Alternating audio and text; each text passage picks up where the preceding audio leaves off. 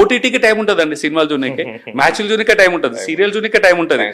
5 minutes quality time important topics discuss చేయడానికి మాత్రం ఓపిక, ఇంటెంట్ అండ్ ఆ విల్ అనేది ఉండదు. టైం అండ్ స్పేస్ క్రియేట్ చేయరు. చాయ్ పే చర్చలాగా టీ తాగుతూ ఇంపార్టెంట్ టాపిక్స్ మాట్లాడుకోవాలి. కమ్యూనికేషన్ గ్యాప్ తగ్గుతుంది.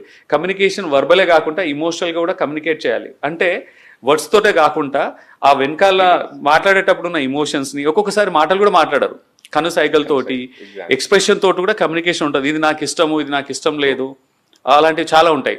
సో కమ్యూనికేషన్ చాలా ఇంపార్టెంట్. కమ్యూనికేషన్ ఎప్పుడైతే తగ్గుతుందో ఇమీడియట్లీ ఇంకా ఏంటంటే ఫౌండేషన్ బీజం పడుతుందండి. ఆ బీజం ఏంటంటే trust deficit, okay, misunderstandings, conflicts అన్నిటికీ పునాది అదే communication gap and communication disconnect. చాలా గొడవల కారణం కమ్యూనికేషన్ గ్యాప్ ఎక్కువ ఉంటుంది. సో ఈ కమ్యూనికేషన్ గ్యాప్ ని ఎలా ఓవర్కమ్ చేసుకోవచ్చు? కమ్యూనికేషన్ గ్యాప్ ఉండడానికి మల్టిపుల్ రీజన్స్ అండి. ఈ మధ్య కాలంలో సోషల్ మీడియా కూడా ఒకటి అయింది. ఇప్పుడు కమ్యూనికేషన్ భార్యాభర్తల మధ్యలో చిన్న విషయం కదా, చిన్న ఒక 1 word లో చెప్పేస్తారు, ఇగో నేను ఇక్కడ వెళ్తున్నాను, అది కావాలి, అది ఇది అనేది. This is not a ChatGPT prompt అండి. కమ్యూనికేషన్ అనేది గూగుల్ సెర్చ్ ఒక చిన్న ప్రాంప్ట్ కాదు. కమ్యూనికేషన్ అనేది ఒక క్వాలిటీ టైం ఇచ్చి ఇమోషనల్గా కనెక్ట్ అయ్యి కన్వే చేస్తే ఆ వర్క్ అనేది కంప్లీట్ అవుతుంది, ప్రేమ బాండింగ్ అనేది నిలుస్తుంది. ఇప్పుడు ఏంటంటే కమ్యూనికేషన్ షార్ట్ కట్లు అయింది ఒకటి, తర్వాత కమ్యూనికేషన్ టెక్స్ట్లో అవుతున్నాయి ఈ మధ్యలో. ఆఫీస్లోకి కూడా ఫోన్ చేసి మాట్లాడడానికి లేదు, 2 ముక్కలు టెక్స్ట్ పెట్టేశారు.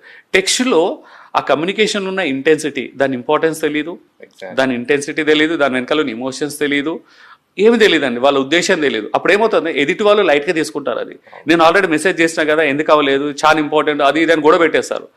ఇంపార్టెంట్ థింగ్స్ని మీరు టెక్స్ట్లో కమ్యూనికేట్ చేయకూడదు, డైరెక్ట్ ఫేస్ టు ఫేసే చేయాలి, లేదా ఫోన్ చేసి ప్రాపర్గా కన్వే చేయాలి.